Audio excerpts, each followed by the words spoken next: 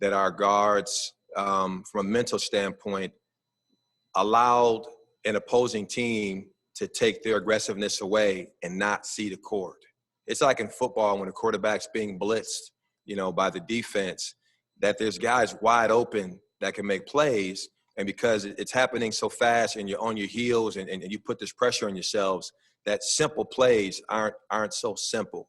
Because watching a video, that 1-3-1 was not as tough as it seemed. Probably, for those guys, watching it on video, we had guys diagonal skip pass, lob. E-Pons is on the weak side against a 6'1" guard who can't jump high enough to touch his chest, less more play above the rim, and our guards didn't throw it. And then sometimes the play doesn't work. You just got to put your head down and drive a gap and get by people off the dribble and go make a play at this level.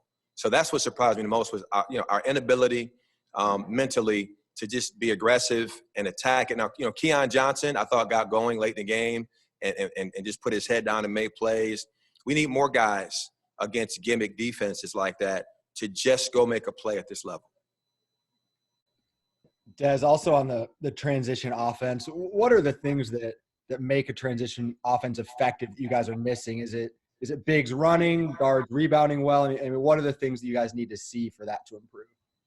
Well, first and foremost, in order to run effectively, we have to continue getting stops and first-time rebounds. And for the most part, we've been doing that against most of our opponents. And then the next part of it is running. It's our first big down. We call it the pipe.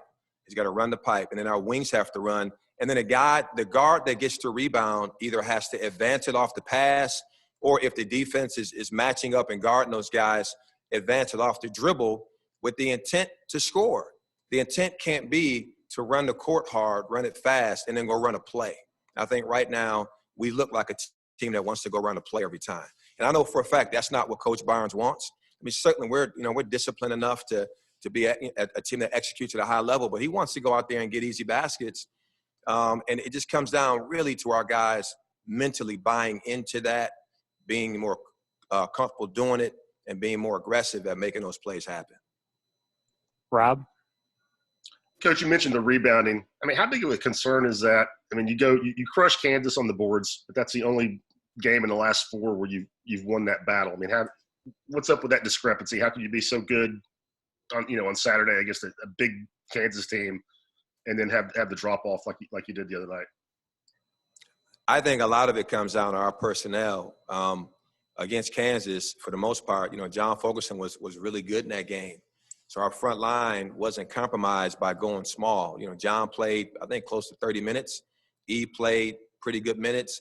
And so when John and Eve are in the game, and now we have Josiah and our big guards, Keon and Jaden in the game, even Santi and VJ in the game, we have enough size on the perimeter and a normal front line to be a pretty challenging opponent on the glass.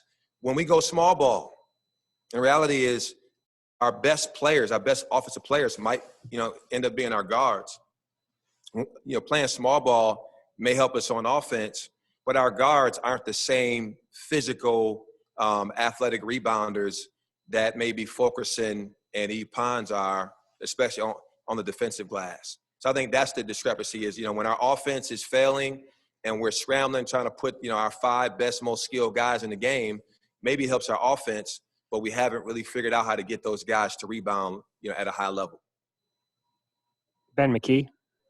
Coach, Josiah had 2 polar opposite halves the other night, and it seemed to be because of just a difference in aggressiveness. Is that what you all saw from him, and how often is that a conversation with him to continue being aggressive? It's funny. Certainly Josiah's a good player. He's a really good player, really good defender, got great size. He'll play in the NBA one day and be a good role player in the NBA for sure. And however, our biggest challenge with Josiah has been, and Coach has been on him every day, is trying to ignite that fire to score because he can. He's a tremendous three-point shooter. He's got a good pull-up game when he uses it. He can get to the glass and go rebound offensively. It's trying to allow him to understand that that's his role on our team, is to take and make those open shots and, not turn down a shot with 17 on the shot clock or whatever, 13 on the shot clock. He turns down an open, skip 3 to pass it one more time, and now we're shooting the ball with 2 seconds left, and that shot's contested versus taking an open shot. So really, it's a mindset. I think he's a player his entire life that's been a pass first, assist-oriented, ball handling point guard in high school. And for us, he's kind of playing off the ball more, and we're asking him to do something he really hadn't done early in his career, but he's good at it. So we're still trying to figure out our roles. Like, sometimes when you have talent and we kind of get anointed in the preseason as this great team, we got good players. We have a really good staff, I think, that's going to coach our guys at a high level. But great teams are great teams because they play together. They've developed. They've earned that. We had a solid group that returned from last year. We have 2 really big-time freshmen that came in with some hype. We had a really good transfer that came in with some hype. And all of a sudden, we were supposed to be this great team day one, but we're working at that. Like, it's a work in progress. And I still think we're really good. We're really good, can beat anybody in the country. But we've proven that if we're not locked in, as one and playing the right way, we can lose to anybody in the country as well. Back to Rob. Coach, you talked about Keon kind of getting it going late. In that last 3 or 4 minutes when it was really crunch time, it looked like he was maybe, the only guy who wasn't, who didn't back down for the moment. How encouraging was that? And how, going forward, how much do you think you guys maybe pivot and play through him and Jaden more in those kind of situations? Well, I mean, certainly if we can get our transition game going and really get our guys to buy into playing harder and playing faster and getting off the ball by passing it ahead and balling ahead, it's going to help those two. Keon is maybe the most athletic guard in the country, certainly one of the top, I'm going to say 4 or 5 best athletes in the country. So him attacking the rim is always going to be a good thing for Tennessee. The reality is that zone, that 1-3-1 zone, that 2-3 zone, slowed us down some, made our guys overthink it. And so he was the only guy that had enough confidence, it seemed, and I'm using the word confidence, to go 1 against 2 and be shifty off the dribble and go create and attack the goal. We clearly have enough guys who can do it. I mean, Santi can get it done at a high level. VJ Bailey can get it done. Josiah, Springer. But it was a matter of doing it. And again, young group of guys, sophomore in Santiago that's playing his first full season. Jaden Springer's a freshman.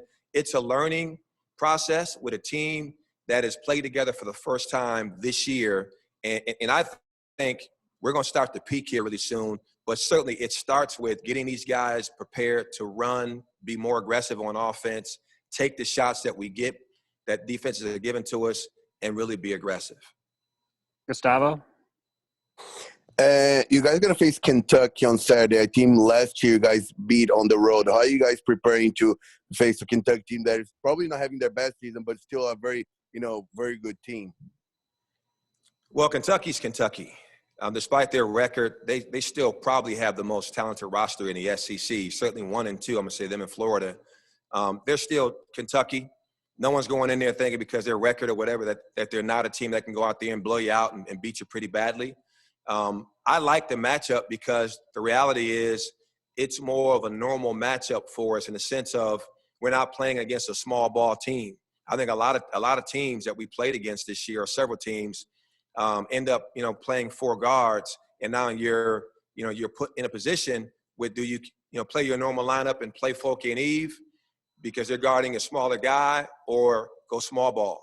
Kentucky historically has always had 2 frontline guys that have great size. So I think it'll be a typical Tennessee-Kentucky slugfest with, 2 big front lines going at it. And really, I'm looking for John Fulkerson, who's our veteran leader. John, the last 10, 12 games of the season last year in the SEC, in my opinion, was one of the top 2 or 3 best players in the conference.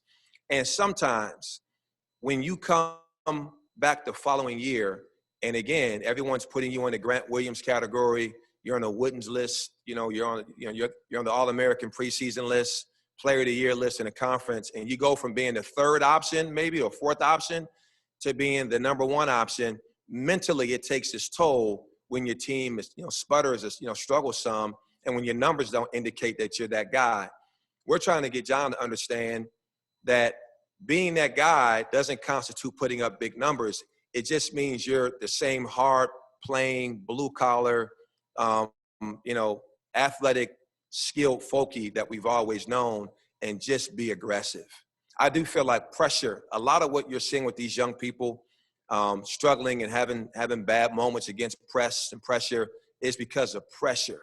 It's the pressure to live up to being the best team in school history. And we're not. We haven't earned that. We haven't proven that. So we're trying to get these guys to be hungry, like our team was in 2017-18, was picked 13th in the conference. They had a chip on their shoulder. We're trying to build that chip despite being nationally ranked. And I think we will. Rob? Coach, speaking of Kentucky, what jumps out about you when you scout them? What do what are a couple of things that you feel like are their strengths that concern you when you prepare your game plan? Well, so it's not my scouts. I haven't watched a ton of them, but I watched that game last night. The thing that jumps out to me is that they're desperate. Like Tennessee right now, they're desperate for a win. So we're going to get the best version of Kentucky. And secondly, is that they're talented. They've got guys that are going to play in the NBA who are just young right now, trying to figure their way out in terms of how to play and how to win games. But they're dangerous. They got great size. If and when they put it all together, they're going to be very tough to beat for a lot of people. It's our job on Saturday, to go in there and try to keep the pressure on and get better and find a way to win that basketball game. All right, waiting on more questions.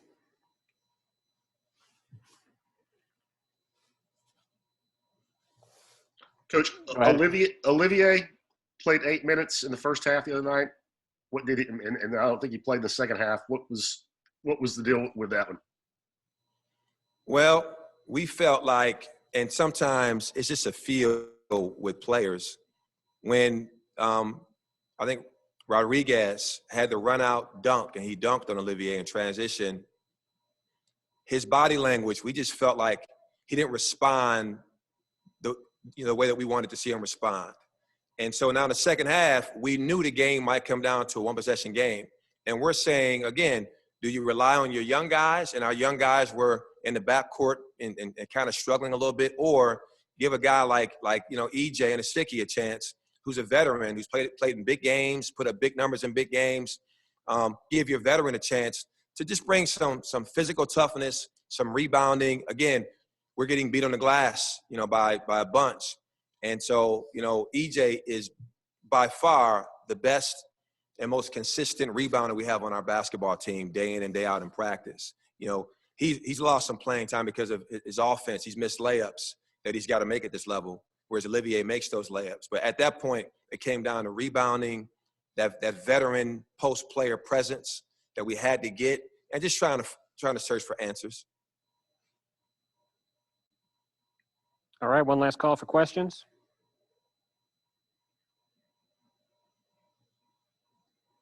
All right, Coach, thank you very much. Thanks, everyone.